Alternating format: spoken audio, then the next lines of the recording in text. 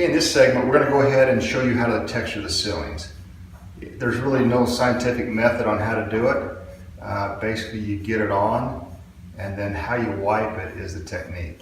But what you do is before you start texturing the ceiling, just make sure your ceiling looks pretty clean. For example, you got a little bit of damage when the sheetrock was hung. So you just want to sort of just scrape so you don't have any loose hanging paper hanging down so it gets caught up in the texture and it doesn't look right when you have the finished product. Okay. And then also you're looking for some major hard lines. And if you see that, you might want to hit it with sandpaper. But if you don't, I'll be honest with you, I don't sand my ceilings. By the time I get done texturing, if I don't have any hard lines, you really can't see any of these light lines, the imperfections. And so that's sort of a bonus.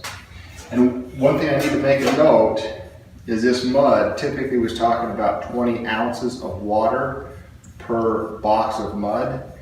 I go around 24, 25 ounces because I like it just a little bit wetter. Because we're doing such a big area smoothing, I want to go ahead and have it a little bit wetter because it smooths out a little nicer.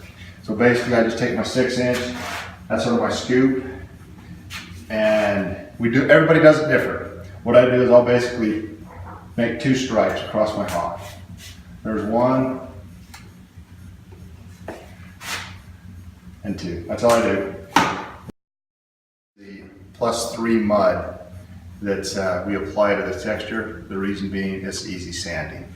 What I do is I use 2 hawks. You don't have to do that. If you've got a piece of plywood, if you've got a piece of sheetrock, whatever you can basically put a handle on, it makes it easy to hang on to as you stomp the ceiling or you texture the ceiling.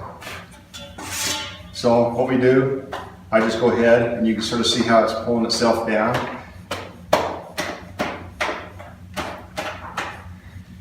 And believe it or not, I'll use this one here. See the points on there? Now this is the secret. What you do is you don't go ahead and you hit it hard, just barely touch it. Okay, that starts creating your points. You hit it again, you hit it again. Okay, do it again, and you want to get on the edges, and I'll show you why. Okay, so now we've got the point started. It's just like a hinge. You put it up in the corner, rotate it up, and tip it back down. Up in the corner, rotate it up, and back down. Okay? I'll show you again. Go up in the corner, up. And also what you want to do is rotate your hawk. That way you don't have a consistent pattern that people can tell how you've textured it.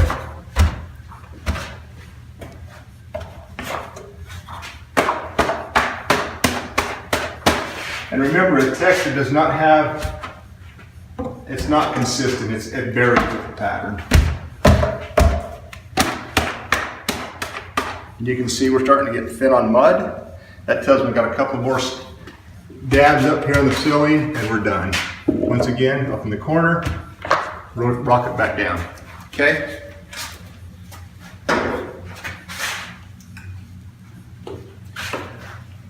Couple of swipes.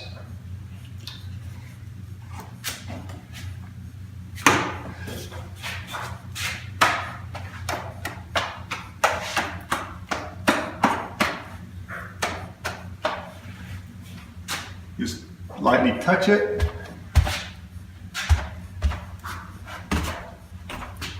Okay, I'm glad that that's how long those legs are coming off. What you do is just re-stomp it until you get the legs down a little bit. Not a big deal. Back in the corners.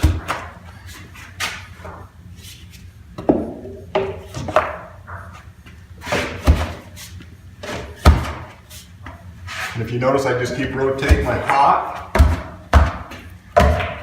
Okay, you just look, see I got some long ones here. I just sort of re-dab those a little bit. Now, let's hit it one more time here. Now what I do, this is how you knock them off. This is the critical part. Is what happens, see this big long line? If I come along here, I'm going to actually mesh all of this together, and so it looks like one big long line. So what I do is I take short little swipes, and you can see how that looks. Whereas if I'd come this way, it would have all been one continuous line or meshed together. Okay, here, it's hard to say, just take little short swipes on it. Now out here, where the mud's not as thick, you can take longer swipes. See how that works out?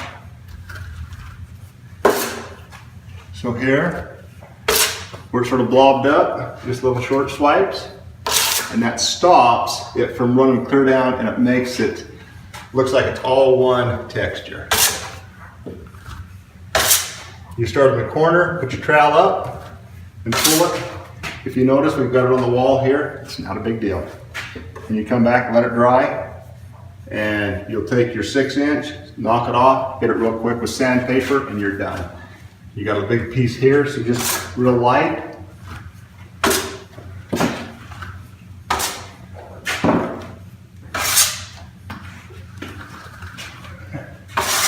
And then once I get done knocking all the points off, then what I do is I'll just go back through it real quick and make sure that you don't have any, sometimes you get drag marks where you can see you drag the trowel.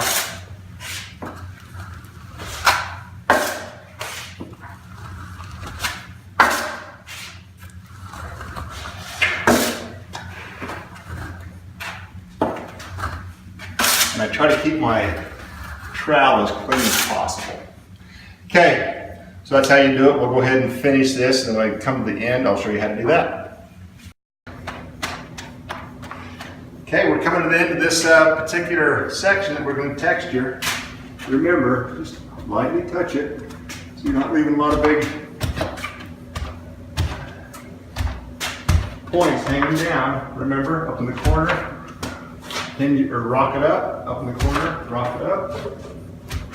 You're gonna find if you learn that technique, that saves you a lot of frustration.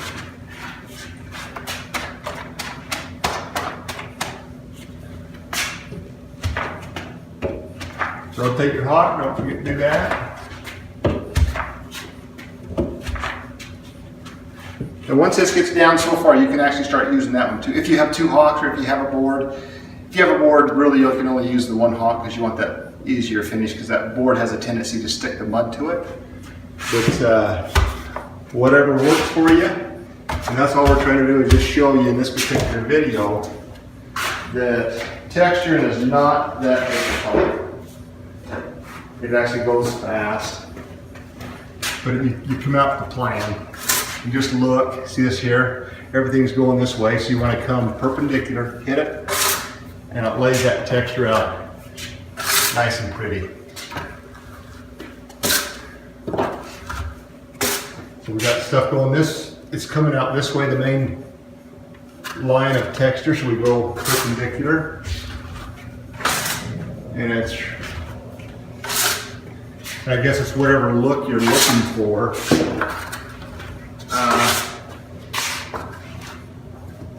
How the design comes out.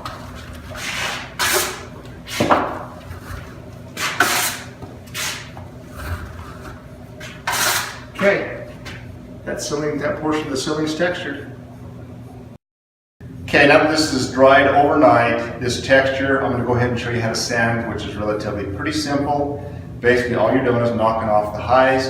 And what I do is I'll go ahead and go around the edges. With my pole sander, I have 220 on the sanding head. Basically, I'll just come through here, just apply a little pressure. We go ahead, come through here, and we do that all the way around the room.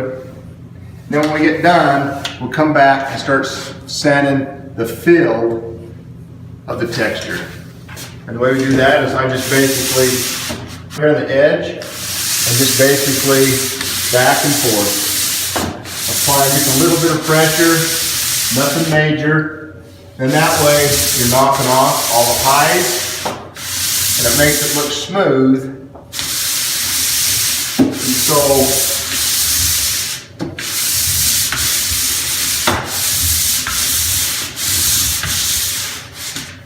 And then you just do that to the whole ceiling, and once you're done, it's ready to go ahead and paint.